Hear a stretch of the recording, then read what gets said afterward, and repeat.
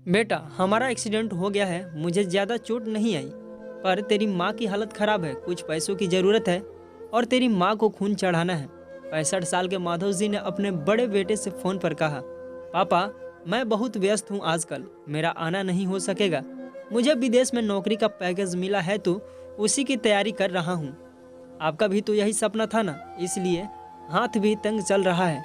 पैसे की व्यवस्था कर लीजिए, मैं बाद में दे दूंगा। उनके बड़े इंजीनियर बेटे ने जवाब दिया। उन्होंने अपने दूसरे बेटे को फ़ोन किया, पर उसने भी आने से मना कर दिया। उसे अपनी ससुराल में शादी में जाना था। हाँ, इतना ज़रूर कहा कि पैसों की चिंता मत कीजिए, मैं भिजवा दूंगा। यह अलग बात है कि उसने कभी पैसे भिजवाए नहीं। उन्होंने बहुत मायूसी से फ़ोन रख दिया। अब उस नालायक अब उस नालायक बेटे को फ़ोन करके क्या फ़ायदा, जब यह दो लायक बेटे कुछ नहीं कर रहे तो वह नालायक क्या कर लेगा। उन्होंने सोचा और बोझिल कदमों से अस्पताल में पत्नी के पास पहुंचे और ढेर हो गए। पुरानी बातें याद आने लगी। माधव राय जी स्कूल में शिक्षक थे।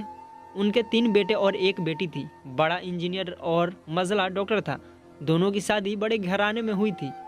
दोनों अपनी पत्नियों के साथ अलग अलग शहरों में रहते थे। बेटी की शादी भी उन्होंने खूब धूमधाम से की थी। सबसे छोटा बेटा पढ़ाई में ध्यान नहीं लगा पाया था। 11वीं के बाद उसने पढ़ाई छोड़ दी और घर में ही रहने लगा। कहता था, मुझे नौकरी नहीं करनी, अपने माता पिता की सेवा करनी है। पर मास्टर साहब उससे बहुत नाराज थे। उन्होंने उसका नाम नालायक रख दिया। दोनों बड़े भाई पिता के आज्ञाकारी थे, पर वह गलत बात पर उनसे भी बहस कर बैठता था। इसलिए माधव जी उसे पसंद नहीं किया करते थे। जब माधव जी रिटायर हुए तो जमा पूंजी कुछ भी नहीं थी। सारी बचत दोनों बेटों की उच्च शिक्षा और बेटी की शादी में खर्च हो गई थी। शहर में एक घर, थोड़ी जमीन और गांव में थोड़ी जमीन थी। घर का खर्च उनका पेंशन से चल रहा था। माधव जी को जब लगा कि उनका छोटा बेटा सुधरने वाला नहीं है तो उन्होंने बंटवारा कर दिया और उसके हिस्से की जमीन उसे देकर उसे गांव में ही रहने भेज दिया। हालांकि वह जाना नहीं चाहता था, पर पिता के जिद के आगे झुक गया और गांव में ही झोपड़ी बनाकर रहने लगा।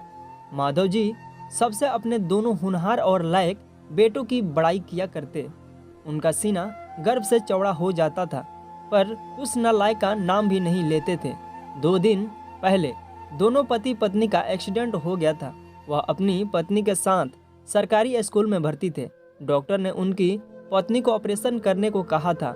पापा पापा सुनकर तंत्रा टूटी तो देखा सामने वही नालायक खड़ा था। उन्होंने गुस्से से मुंह फेर लिया, पर उसने पापा के पैर छुए और रोते हुए बोला, पापा, आपने इस नालायक को क्यों नहीं बताया?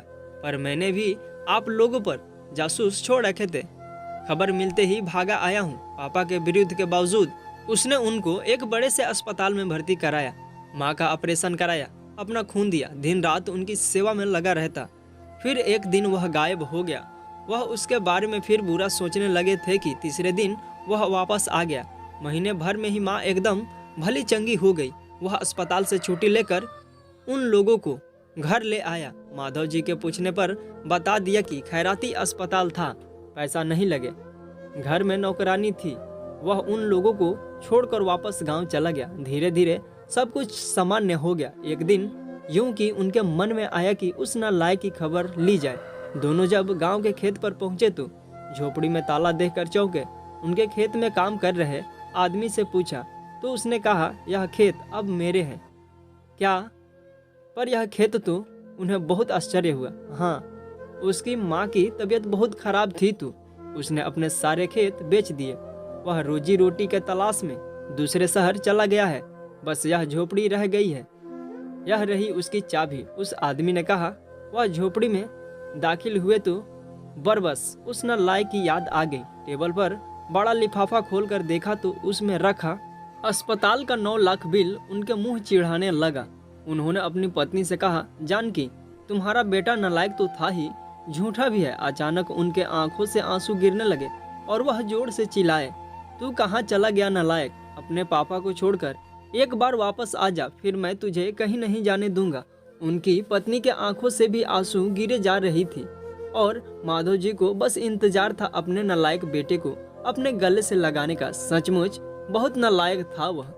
तो दोस्तों आपको यह इमोशनल स्टोरी कैसी लगी, उम्मीद है कि ज़रूर अच्छी लगी होगी।